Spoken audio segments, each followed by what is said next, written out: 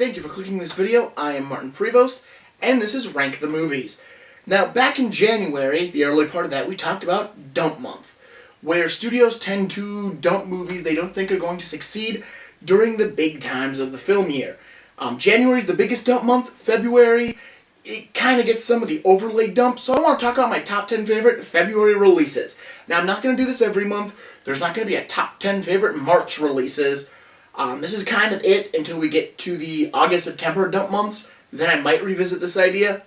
But these are my top 10 favorite February dump month movies. The thing about February is, kind of the last 2 weeks of February aren't really dump months because things start to pick up in theaters then. It's the first 2 weeks, but I'm looking at the entire month, so there will be some really good movies in here that just happen to come out during dump month. Alright, let's get started. Our honorable mention, The Lego Movie, February 7th, 2014. The Lego Movie, it's a pretty well-known concept for what the Lego Movie is. It is what if the world of Lego was real and the toys actually interacted with each other. Excuse me. It is a great concept for a movie. It is a really fun kids movie. Obviously, they put it out in early February hoping that they could catch the kids' lull that goes on as well during dump month because there's kind of a lull. Well, they don't really release kids' movies, so they went, we'll put out a kids' movie. Hence, the Lego Movie. Number 10. Wayne's World! Wayne's World!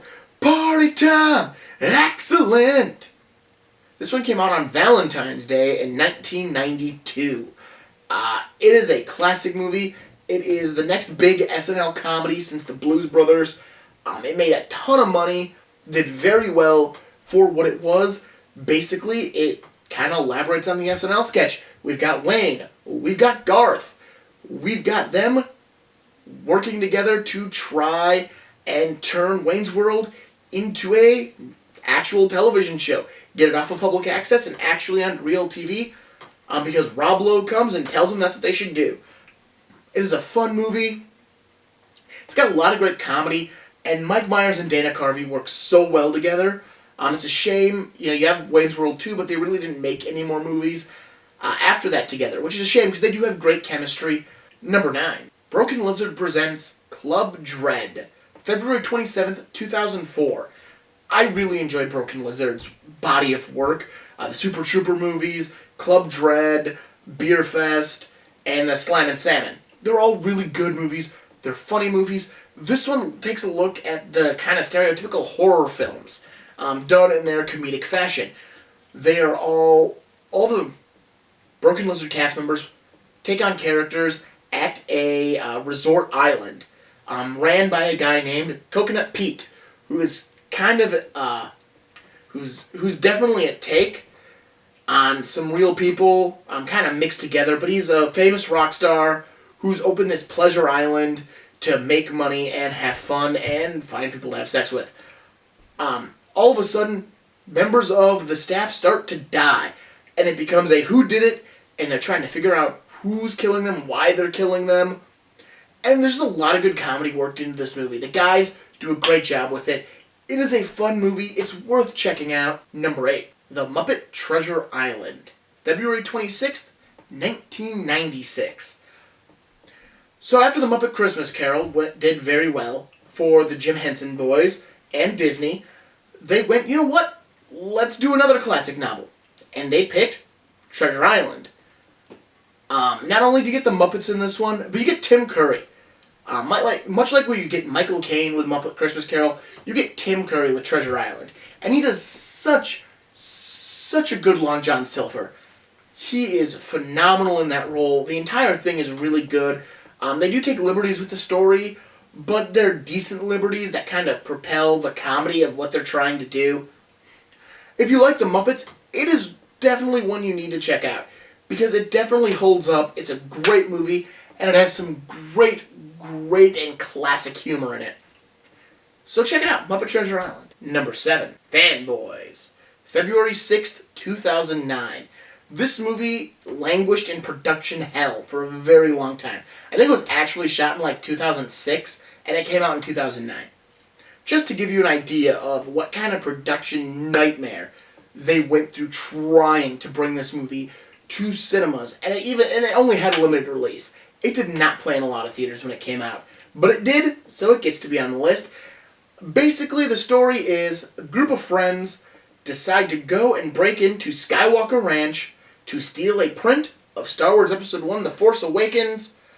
Star Wars Episode 1, The Phantom Menace. Let's get my Star Wars right here.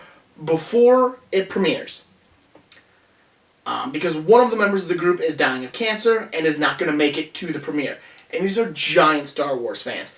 The movie features cameos from Billy D. Williams, Carrie Fisher, Ray Park, Kevin Smith, Jason Mewes, among others. And it is just a great little movie that, again, it got overlooked, but it's worth checking out. It's worth plunking down the hour and a half of your life and just taking it in and seeing what, they did with this movie. It's written by Adam F. Goldberg of The Goldbergs, so if you like that show, it's the same kind of comedy. It's a good time. Definitely check it out. Number 6. Bill and Ted's Excellent Adventure. February 17th, 1989. So we have Bill S. Preston and Ted Theodore Logan. They are a band called the Wild Stallions, and apparently in the future, their music brings peace to the world. Because apparently rock music will bring peace to the world. Whatever. In the present day, they are currently failing their history class and have to give a giant presentation for passing grade.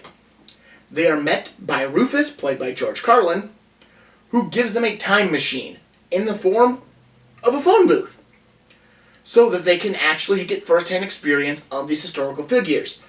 But instead of getting first-hand experience with historical figures, they end up kidnapping the historical figures to put them as part of their presentation the next day. Through their time travel, you find out that time is always moving forward, so it's basically like they stepped out of their own time, but when they step back in, they're arriving, if they've been gone for 2 hours, 2 hours have passed. So time does keep moving in this movie to get them to their presentation.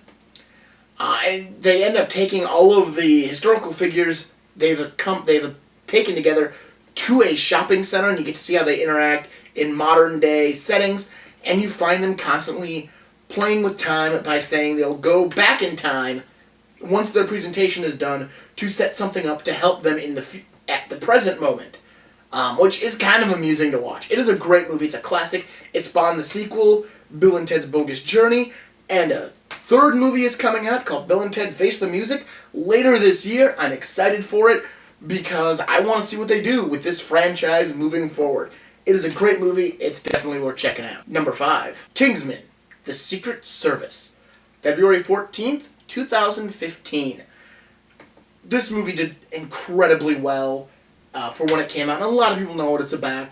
It's about a secret English agency. You have Eggsy, who joins it, and you have Samuel L. Jackson playing Richmond Valentine, who is trying to cull the human race and bring the Earth back to stasis by having people kill each other.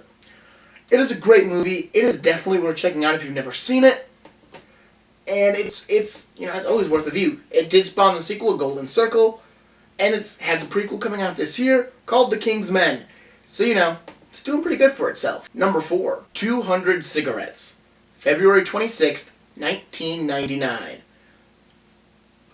This movie looks at New Year's Eve. It all takes place on New Year's Eve. It is New Year's Eve, 1968, I believe. I could be wrong.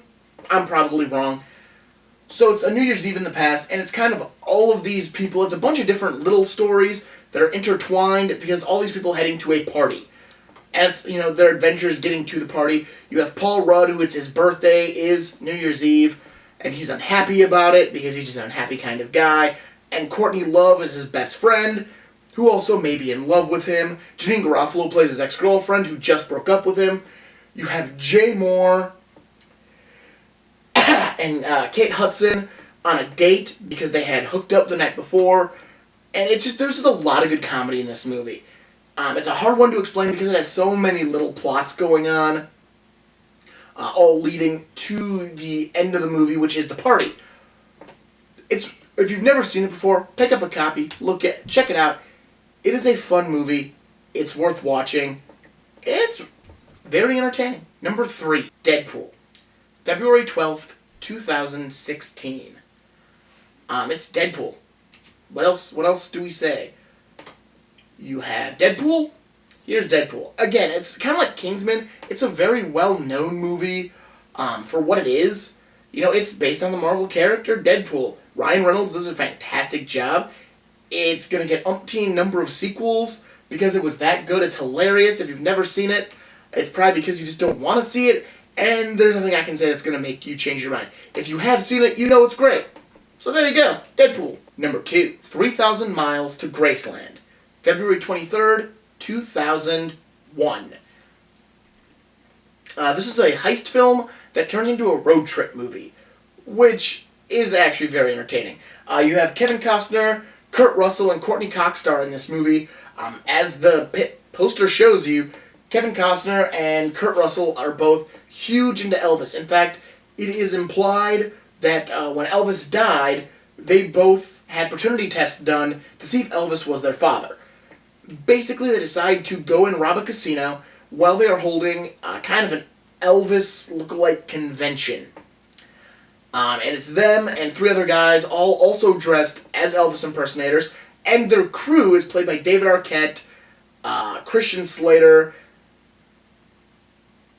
and Joaquin Bookham, whose name I have just massively butchered.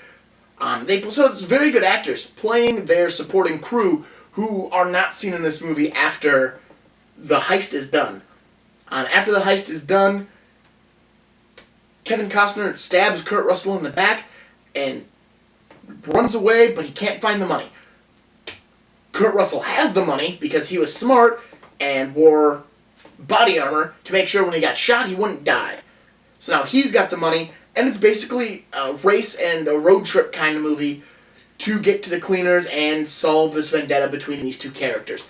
It is a fun movie. It is a fantastic time to sit down and watch. I highly recommend it. If you've never seen 3,000 Miles to Graceland, check it out. It is a good time. Alright, here we are. We're up to our final movie. The top of this list, the best February dump month movie is Hail Caesar. February 5th, 2016. I love this movie. It's in my top 100, and rightfully so. It's a Coen Brothers film, and it basically looks at classic Hollywood and the day in the life of an executive at a studio who has to deal with communists kidnapping his lead actor, a pregnant star who's not married, another star who's getting photos taken of her in scantily clad clothing when she's supposed to be a wholesome icon, and dealing with reporters trying to get the latest scandal. It is a fantastic movie. It is a lot of fun. Everyone gives a stunning performance in this movie. I so enjoy Hail Caesar. It is worth seeing if you've never sat down with it before. Check it out. If you love Coen Brothers movies, what are you waiting for? This one is great. Check it out. Hail Caesar. It is worth the time. Alright, well, we've talked February dump month. Now that that's all said and done, it's time to move on. If you can think of other great movies that came out in February, let me know in the comments. Hit like on the video, subscribe to the channel if you want to see more, and come back next week for another top 10 list, probably. I don't know what it'll be about yet, but it'll be there. See you next time.